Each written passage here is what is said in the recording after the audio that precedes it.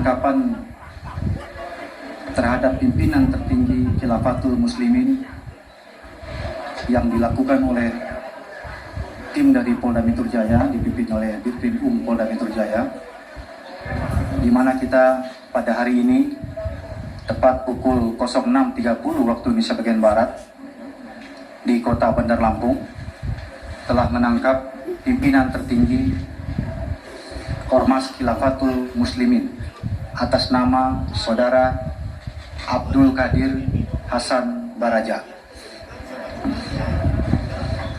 Bisa saya gambarkan secara singkat terkait dengan profil Saudara Abdul Qadir Hasan Baraja.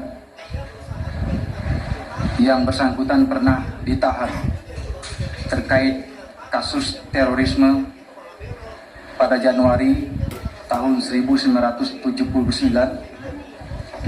dan pengeboman Candi Borobudur pada tahun 1985,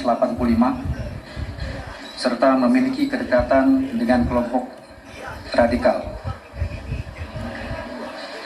Polda Metro Jaya menemukan beberapa perbuatan melawan hukum atau tindak pidana yang dilakukan oleh Ormas Khilafatul Muslimin.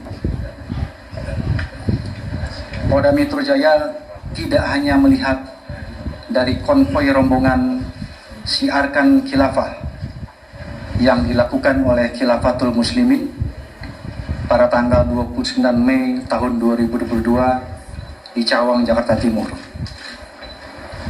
Namun sebuah kegiatan yang tidak terpisahkan dari provokasi yang diucapkan dengan ucapan kebencian serta berita bohong yang dilakukan dengan menjelekkan pemerintahan yang sah. Dari hasil penyelidikan pihak kepolisian, selanjutnya selain yang sudah ada dengarkan, pernyataannya juga menjelaskan kepada publik bahwa kegiatan yang dilakukan oleh kelompok ini memang beragam. Bukan hanya konvoi yang kemarin juga sudah kita lihat pada 29 Mei, tapi juga menyebarkan ataupun juga menerbitkan buletin secara bulanan. Jadi ini merupakan salah satu terbitan rutin. Kemudian juga pihak kepolisian mengatakan bahwa selama ini yang disampaikan mereka bahwa mereka ini mendukung NKRI dan Pancasila. Nah, setelah kita analisis terhadap kegiatan-kegiatan mereka melalui penyelidikan komprehensif, ternyata memang kegiatan-kegiatan mereka ini bertentangan dengan Pancasila. Mas Sofyan, seperti yang sudah sempat saya singgung di awal, mungkin masyarakat tidak tahu terlalu banyak mengenai hal ini. Tadi BNPB sudah mengatakan ini kelompok minoritas, kemudian yang kita tahu di Lampung, ada di Brebes, Jawa Tengah juga, di Jawa Barat juga ada kegiatannya. Tapi sudah tersebar sejauh mana sebagai kelompok ini? Iya, saya pernah menemukan mereka ada di Sumbawa, di daerah Bima, kemudian di Lampung sendiri sebagai pusatnya, di Jawa Tengah, di Jawa Timur, dan beberapa provinsi, bahkan sampai di Aceh mereka juga sudah ada kelompok seperti ini gitu. Hanya memang persoalannya begini, ya, jargon mereka, bendera mereka sering mengatakan bahwa ini adalah kewajiban agama. Itu bahwa ini itu membuat akhirnya masyarakat ini terbebani bahwa kita harus mendirikan khilafah gitu. Nah, ada dua pelanggaran. Pertama, kewajiban mendirikan khilafah ini adalah pertama, apakah kewajiban yang sifatnya pertama adalah muqayyad fi zamanihi, artinya dia terbatas waktunya, memang harus dikerjakan seperti puasa, sholat, itu termasuk muqayyad fi zamanihi gitu. Ada kewajiban yang kedua adalah kewajiban yang sifatnya muyasa atau kewajiban mutlak, kewajiban yang waktunya itu longgar. Nah, mereka sering sekali menjual istilah-istilah khilafah ini untuk merekrut banyak orang. Jadi intinya menurut saya ada yang namanya hubur riasah, ya, ada syahwat-syahwat ingin memimpin, ingin ini dengan dalil-dalil ini adalah kewajiban agama. Tetapi itu pertama yang perlu kita gugat terkait ini adalah sebuah kewajiban gitu. Yang kedua adalah pelanggaran syar'inya adalah ketika dia mendeklarkan sebuah daulah atau keamiran atau khilafah di tengah-tengah di mana di masyarakat sudah ada nizam, sudah ada yang tadi kalau kata Kiai Khalil Nafis itu sebetulnya Indonesia sudah memainkan peran nilai-nilai khilafah itu. Karena apa? Khilafah ini kan mengelola orang banyak, ada panglimanya, ada menjaga ketertiban, menjaga agama. Udah dilakukan oleh Indonesia. Nah, di dalam Islam ketika ada ayam jago lain, ada khilafah yang mendeklarkan sementara sudah ada sistem yang sudah mengatur, itu pelanggaran besar.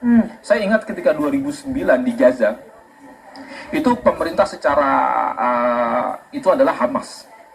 Di saat yang sama ada kelompok namanya Jamaah Ansarullah yang pimpinan Abu Nur Al-Maqdisi yang mendeklarasikan adalah Imarat Gaza.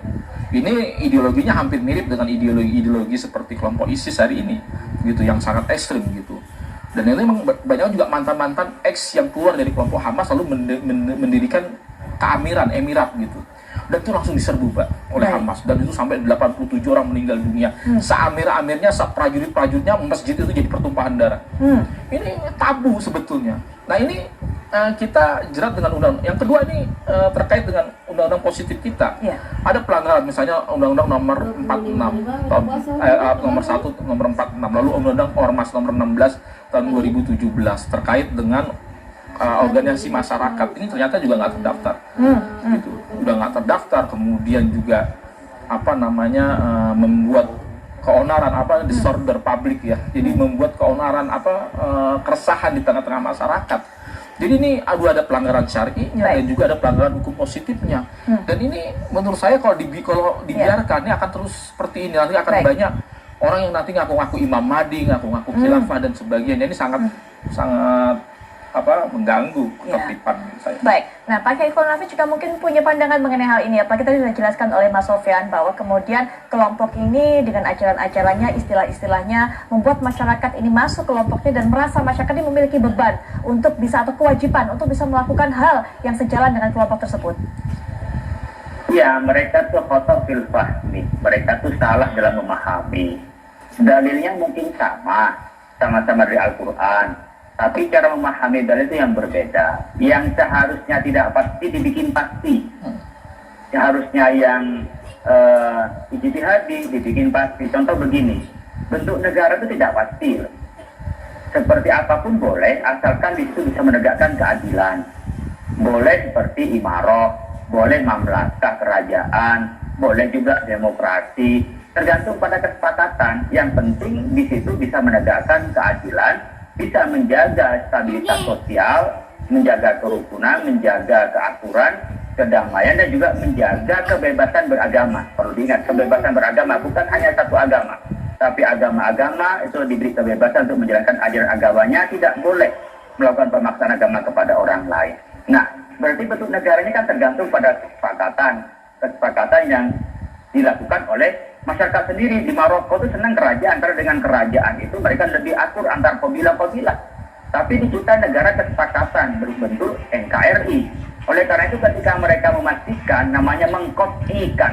Ya, ada kot'i, ada dhonni. Sesuatu yang harusnya dhonni, ijtihadi, bisa dilakukan dengan kreativitas kita model negaranya, tapi mereka memvonis yang benar hanya khilafah versi mereka. Maka saya bilang kalau khilafahnya dalam versi adalah khilafatin nubu al-mawardi yang kita lakukan ala sunni yang kita lakukan di Indonesia. Tapi ketika khilafah seperti khilafahnya HTI menafikan terhadap Islam yang ada di Indonesia, dia melanggar terhadap kesepakatan bernegara di Indonesia. Maka siapapun yang melanggar terhadap kesepakatan ber-NKRI, dia keluar. Dia adalah orang yang membangkang terhadap negara. Bahasa kita makar terhadap negara. Oleh karena itu, siapapun yang melanggar terhadap perjanjian, itu melanggar terhadap komitmen keagamaan. Al-Muslimuna inda syurutihim, umat Islam itu adalah terikat dengan perjanjiannya, janji NKRI, dan juga komitmen kebangsaannya.